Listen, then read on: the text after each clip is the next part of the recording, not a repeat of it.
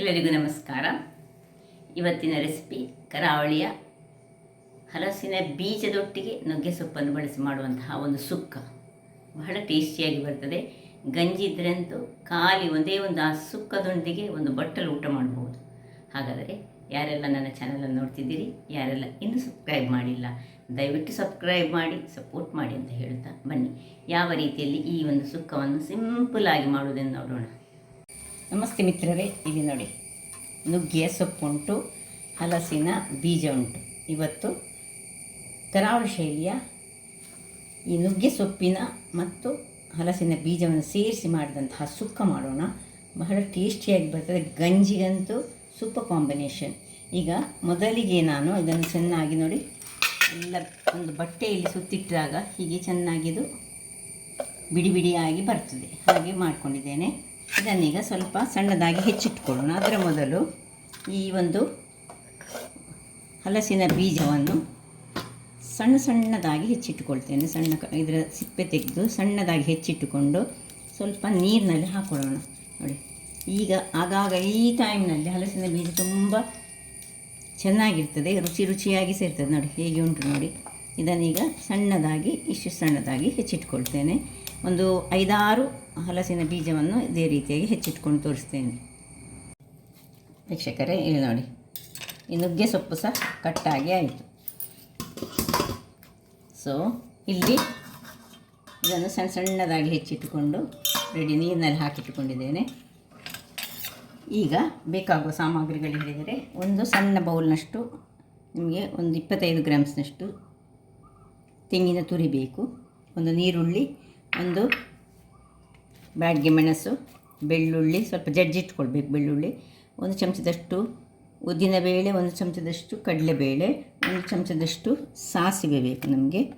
ಇನ್ನು 2 ಚಮಚದಷ್ಟು ಸಾರಿನ ಪುಡಿ ಬೇಕು. ಸಾರಿನ ಪುಡಿ ಇಲ್ಲದವರು ಒಂದು 4 ಬ್ಯಾಡ್ಗೆ ಮೆಣಸು, 1 ಚಮಚದಷ್ಟು ಕೊತ್ತಂಬರಿ ಅಥವಾ ಮತ್ತು 1 ಚಮಚದಷ್ಟು ಜೀರಿಗೆ ಹಾಕ್ಕೊಂಡು ಇದನ್ನು ಪೌಡರ್ ಮಾಡಿದರೆ ಈ ಸಾರಿನ ಪುಡಿ ರೆಡಿ ಆಗ್ತದೆ.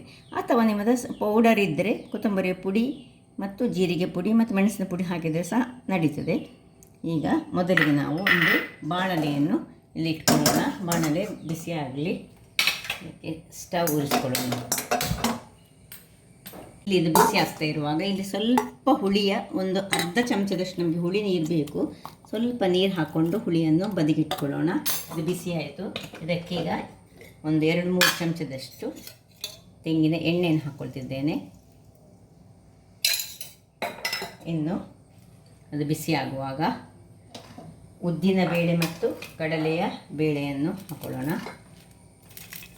ಇದನ್ನೊಂದು ಜಜ್ಜಿಟ್ಟುಕೊಂಡು ತರ್ತೇನೆ. ಅದರ ಮೊದಲು ಇದು ಸುರಿಗೆ ಹಾಕ್ಕೊಂಡು ಸಣ್ಣ ಉರಿ ಇಟ್ಟುಕೊಂಡು ಉದ್ದಿನ ಬೇಳೆ ಕಡಲೆಬೇಳೆ ಹಾಕ್ಕೊಳ್ತಿದ್ದೇನೆ.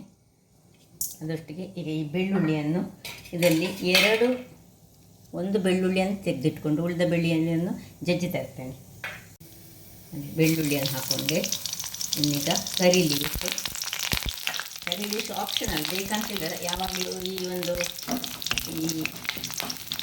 ಲೀಫ್ ವೆಜಿಟೇಬಲ್ ಆಗುವಾಗ ಕರಿ ಲೀವ್ಸ್ ಅಗತ್ಯ ಇಲ್ಲ, ಆದರೆ ಕರಿ ಲೀವ್ಸ್ ಆರೋಗ್ಯಕ್ಕೆ ಉತ್ತಮ ಹೇಳಿ ಹಾಕ್ಕೊಳ್ಬೇಕು ನಾವು ಯಾವಾಗಲೂ. ಸೊ ಸಾಸಿವೆ, ಈಗ ಸಾಸಿವೆ ಒಂದು ಉಡೀಲಿ. ಸಾಸಿವೆ ಉರಿಯುವಾಗ ಒಂದೇ ಒಂದು ಈ ರೆಡ್ ಚಿಲ್ಲಿಯನ್ನು ಹಾಕ್ಕೊಳ್ತಿದ್ದೇನೆ. ಸ್ವಲ್ಪ ಬೆಳ್ಳುಳ್ಳಿ ಕಂದು ಬಣ್ಣಕ್ಕೆ ಬರಬೇಕು. ಅಷ್ಟಾಗುವಾಗ ಈ ನೀರುಳ್ಳಿಯನ್ನು ಉಂಟು ನೋಡಿ, ಇದು ಉದ್ದದಕ್ಕೆ ಹೆಚ್ಚಾಗ್ತದೆ. ನೀರುಳ್ಳಿಯನ್ನು ಇದರಲ್ಲಿ ಹಾಕೊಳ್ಳೋಣ. ಸ್ವಲ್ಪ ಹೀಗೆ ನೀರುಳ್ಳಿ ಸ್ವಲ್ಪ ಟ್ರಾನ್ಸ್ಪರೆಂಟ್ ಆಗಲಿ. ಇಷ್ಟಾಗುವಾಗ ಅದು ಕಡಲೆಬೇಳೆ ಮತ್ತು ಉದ್ದಿನಬೇಳೆ ಚೆನ್ನಾಗಿ ಗೋಲ್ಡನ್ ಬ್ರೌನ್ ಆಯಿತು. ಈಗ ಈ ಒಂದು ಏನು ಕಟ್ ಮಾಡಿ ಇಟ್ಕೊಂಡಿದ್ದೇವೆ ನೋಡಿ, ಇದನ್ನು ಚೆನ್ನಾಗಿ ನೀರಿನಿಂದ ತೆಗೆದು ಇದಕ್ಕೆ ಹಾಕುತ್ತೇವೆ.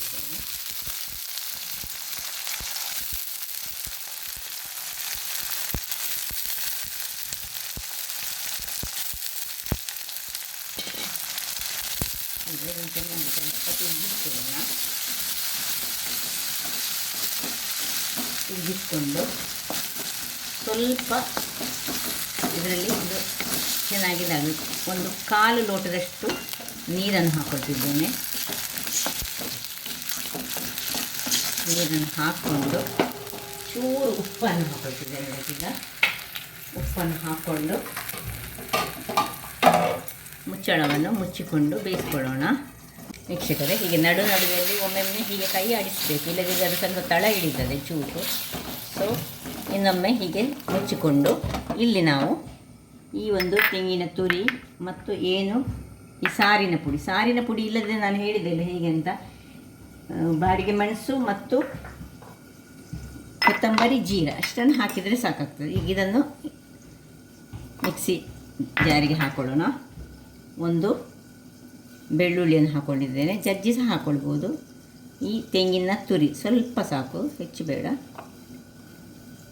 ಇಷ್ಟನ್ನು ಹಾಕಿ ಇದನ್ನು ಒಂದು ಕೋಸ್ಟ್ಲಿ ಒಂದು ಗ್ರೈಂಡ್ ಮಾಡಿ ತರ್ತೇನೆ, ಡ್ರೈ. ವೀಕ್ಷಕರು ನೋಡಿ, ಈ ರೀತಿ ಗ್ರೈಂಡ್ ಆಗಿ ಬಂತು. ಇದೀಗ ಇಲ್ಲಿ ಇರಲಿ. ಇಲ್ಲೀಗ 3/4 ಬೆಂದರೆ ಸಾಕು ನಮಗೆ. ಈ ಒಂದು ಹಲಸಿನ ಬೀಜ 3/4 ಬೆಂದಿದೆ. ಈಗ ಈ ಏನು ಹೆಚ್ಚಿಟ್ಟುಕೊಂಡಂತಹ ನುಗ್ಗೆ ಸೊಪ್ಪನ್ನು ಇದಕ್ಕೆ ಎಲ್ಲ ಹಾಕ್ಕೊಳ್ಳೋಣ. ಹಾಕ್ಕೊಂಡು ಸ್ವಲ್ಪ ಸಣ್ಣ ಉರಿ ಮಾಡಿಕೊಂಡು ಹೀಗೆ ಇದನ್ನು ಚೆನ್ನಾಗಿ ತಿರುಗಿಕೊಳ್ಳೋಣ. ಇಲ್ಲೀಗ ತುಂಬ ಉಪ್ಪು ಹಾಕ್ಕೊಳ್ಳಿಕ್ಕೆ ಹೋಗಬಾರ್ದು, ನೋಡಿಕೊಂಡು ಉಪ್ಪಿನ ರುಚಿಯನ್ನು ನಾವು ನೋಡಿಕೊಳ್ಬೇಕು. ಚೂರು ಬೆಲ್ಲವನ್ನೀಗ ಹಾಕ್ಕೊಳ್ತೇನೆ ನಾನು ಇದಕ್ಕೆ. ಇದು ಹಾಕಿದ ಮೇಲೆ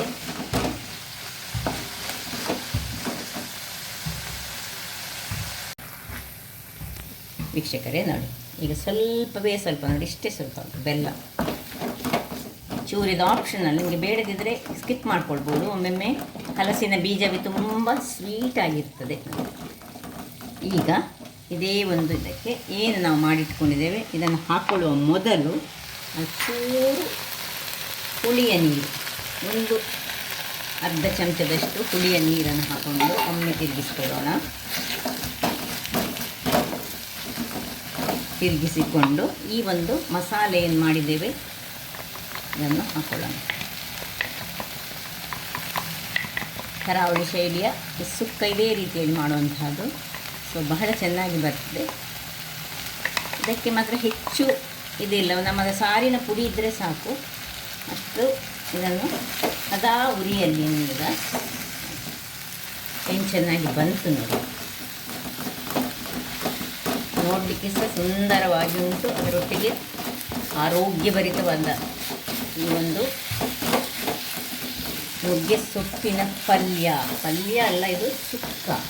ಪಲ್ಯ ಹೇಳಿದರೆ ನಾವು ಅದಕ್ಕೆ ನಮ್ಮದು ಪಲ್ಯದ ರೀತಿ ಬೇರೆ, ಮಂಗಳೂರು ಶೈಲಿದ್ದು. ಇದೀಗ ಸುಕ್ಕ ರೆಡಿ ಆಗ್ತಾ ಉಂಟು. ಈಗ ಸಣ್ಣ ಉರಿಯಲ್ಲಿ ಇದನ್ನು ಒಂದು 3 ನಿಮಿಷಗಳ ಕಾಲ ಬೇಯಿಸ್ಕೊಳ್ಳೋಣ. ವೀಕ್ಷಕರೇ ನೋಡಿ, 3 ನಿಮಿಷ ಹದಾ ಉರಿಯಲ್ಲಿ ಪರಿಮಳ ಬಹಳ ಚೆನ್ನಾಗಿ ಬರ್ತದೆ. ಈಗ ಹಲಸಿನ ಬೀಜದ ಈ ಟೈಮ್ನಲ್ಲಿ ಬೆಳ್ಳುಳ್ಳಿ ಒಮ್ಮೆ ಹೀಗೆ ತಿರುಗಿಸಿಕೊಂಡು ಆಯಿತು. ಇಲ್ಲಿ ಉಪ್ಪೆಲ್ಲ ಚೆಕ್ ಮಾಡ್ಕೊಳ್ಬೇಕು. ಉಪ್ಪೆಲ್ಲ ನಂದು ಕರೆಕ್ಟ್ ಉಂಟು, ಹಾಗಾಗಿ ನಾನು ಸೇರಿಸ್ಕೊಳ್ತಿಲ್ಲ. ಬೆಲ್ಲ ಬೇಡದವರು ಚೆಕ್ ಮಾಡೋಣ. ಬಹಳ ಟೇಸ್ಟಿಯಾಗಿ ಬಂದಿದೆ. ಇವನ್ ಸಹ ಈ ಕೆಲವರಿಗೆ ಹುಳಿ ಬೇಡದಿದ್ದರೆ ಹುಳಿಯ ನೀರು ನಾನು ಹಾಕಿದ್ದು ನಿಮಗೆ ಬೇಡದಿದ್ದರೆ ಅದರ ಹುಳಿ ನೀರು, ಉಪ್ಪು, ಹುಳಿ, ಖಾರ ಸೇರಿದರೆ ಬಹಳ ಚೆನ್ನಾಗಿ ಬರ್ತದೆ. ಆಫ್ ಮಾಡ್ಕೊಳ್ತಿದ್ದೇನೆ. ಈಗ ಸರ್ವಿಂಗ್ ಟೈಮ್ ಹೇಗೆ ಬಂದಿದೆ ನೋಡಿ. ಊಟಕ್ಕೆ ಗಂಜಿಗೆ ಅಂತೂ ಬಹಳ ಒಳ್ಳೆಯ ಕಾಂಬಿನೇಷನ್. ಇದರ ಚಟ್ನಿ ಸಹ ಹಾಗೆ, ಚಟ್ನಿ ಪುಡಿ ಒಂದು ಮಾಡ್ತಾರಲ್ಲ ಅದು ಸಹ ಹಾಗೆ. ಆರೋಗ್ಯಕ್ಕೆ ಕ್ಯಾಲ್ಶಿಯಮ್ಗೆ ಕ್ಯಾಲ್ಶಿಯಮ್ ಉಂಟು, ವಿಟಮಿನ್ಸ್ ಉಂಟು. ಅದರೊಟ್ಟಿಗೆ ನಮ್ಮ ಹಲಸಿನ ಬೀಜ ಹಾಕಿದ ಪ್ರೋಟೀನ್ಸ್. ಸೊ ಸಮೃದ್ಧವಾದ ಆರೋಗ್ಯಭರಿತವಾದ ಒಂದು ರೆಸಿಪಿ ಅಂತ ಹೇಳ್ಬೋದು. ಸೊ ನೋಡಿದ್ರಲ್ಲ, ಯಾರೆಲ್ಲ ನನ್ನ ಚಾನಲನ್ನು ನೋಡ್ತಿದ್ದೀರಿ, ಯಾರೆಲ್ಲ ಇನ್ನೂ ಸಬ್ಸ್ಕ್ರೈಬ್ ಆಗಿಲ್ಲ ದಯವಿಟ್ಟು ಸಬ್ಸ್ಕ್ರೈಬ್ ಮಾಡಿ ಸಪೋರ್ಟ್ ಮಾಡಿ ಅಂತ ಹೇಳುತ್ತಾ, ಈ ರುಚಿಯಾದ ಅಡಿಗೆಯನ್ನು ನಿಮ್ಮ ಮನೆಯಲ್ಲಿ ಮಾಡಿ ಅಂತ ಹೇಳುತ್ತಾ ಎಲ್ಲರಿಗೂ ಧನ್ಯವಾದಗಳು.